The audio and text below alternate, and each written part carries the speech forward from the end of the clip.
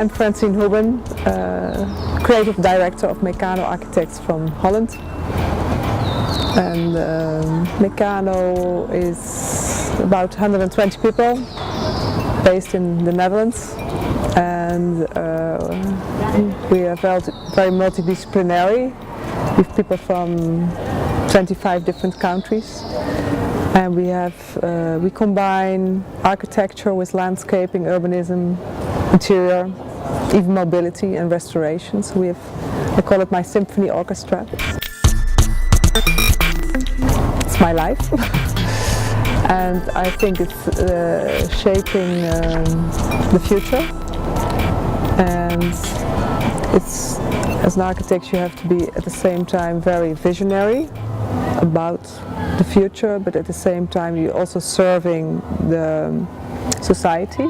So it's both, and it's for me also shaping the world, be part of that. For me it's very important that you have very good eyes, that you can observe very well what is needed, and then in an integrated way come up with new visionary ideas. But at the end is that the architecture is at the end for the local people who live there or the users. I always say for me it's the following up of first the people, then second is the place, and third is the purpose. Because there's also a philosophy that you should base very much architecture on the purpose. But I don't agree with that, because one thing for sure is in the future the purpose will change. So it's more about shaping, creating space for even changes that you cannot predict. And that's also architecture, and urbanism is about that. I think how it is possible to stay on innovative, first of all, is that we do different kind of commissions.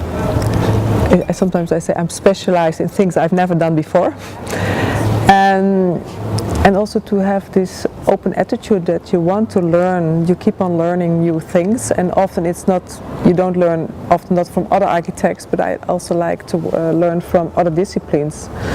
So for instance, I learned a lot from the theater world by working together with people for stage design, or I learned a lot about engineers, technical engineers, from electrical engineers, or of new inventions about materials. So you have to be very much updated of new techniques also, or even how the world changed architecture by all the new tools we nowadays have. If it's even I'm talking about the iPhone, or even because I'm now looking at a library. But you used to design a silent library, but that's totally old-fashioned to make a silent library. But nowadays if people want to have this own atmosphere, he can put on his own vault with a headset. And then you can have your own music and be very quiet, or you can have it totally silent in a world what makes noises. So things are changing, and to be very much aware of that. And that's why I always say to people in my own office, the architects, but also to students, keep on walking the streets, observe the society. Also, now I'm in Chile, but also if I'm in Taiwan, or in the United States, or in the United Kingdom, or in my own country, the Netherlands, try to observe what is necessary. It's important as architects and urbanists that we also communicate very well with all the politicians, because if you don't give them visionary ideas, the politicians, because at the end they are responsible for it, so we should also communicate very well with the politicians. I think it's very important, not only for yourself, but also to exchange ideas with people you know, and also you can learn from it, but you can also give your vision back. It's also important that architects also listen, not only talk. So it's kind of a two-way communication. And I think what is very important, that architects are it's not just an aesthetic issue. Of course, you should make beautiful buildings and urbanism and landscaping, but it also should make sense. And especially commissions on a bigger scale, they're often also quite political. And then you have to also explain it to them and to come up with these ideas to these politicians.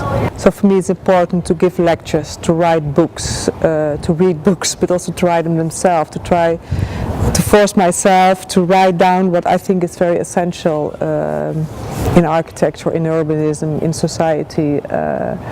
It's important for me to come to other universities and meet the people there and also try to understand, also give my view and show my work to the students. But for me it's also interesting to see what are the students doing here, for instance in Chile, or what are they doing in Boston, or what are they doing in the Netherlands. So this interaction between students' education, but also by the decision makers, it's very essential. Of course we have websites and all these kind of things. Of course the internet changed the whole world. So for us, of course, the internet is very important. Even that a lot of architecture magazines, or like Architecture Daily, are on the net is very essential.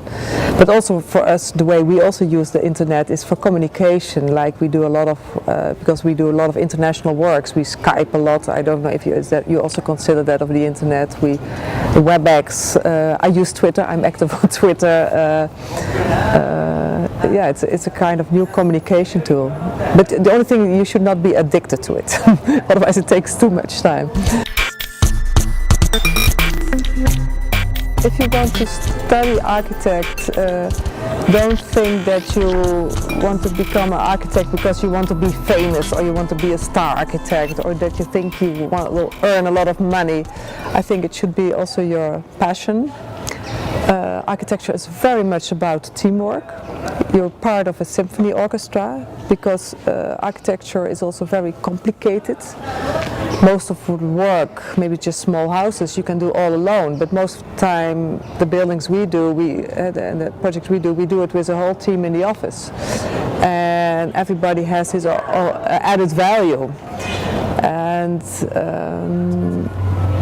traveling is very essential. Don't stay behind the internet, don't stay behind the computer, because it's so interesting. Because architecture, I always say, should touch all the senses. So you should really see it,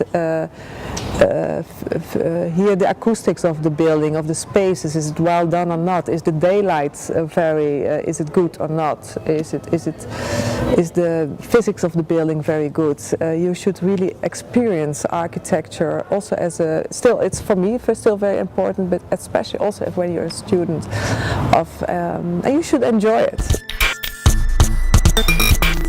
I started with friends of my university, Mecanoo, when we were still students, but that was in the 80s. Then it was a time there was a crisis in Europe, the 80s. It's maybe now similar situation again now in Europe. But at that time there were not many good architecture firms, so we didn't want to work in another office. So we started our own office, and we got a chance to do it in a different way. But if I compare it with 30 years ago, what is now asked from an architect is much more than when I started 30 years ago. You need all the hardware, the software, you need 3D things. If you're more interested in architecture then don't start your own firm, because if you start your own firm you all have to do these bureaucratic things. But we started with 3 and later 5 of us, and we had a kind of balance who did what in the office when we started, and I'm very happy that my office we get step by step bigger, so I could all these bureaucratic stuff is done by other people in the office, so I can totally focus on the visionary part and the creative parts. But I'm very happy because we are 120 people. It's the size of a symphony orchestra.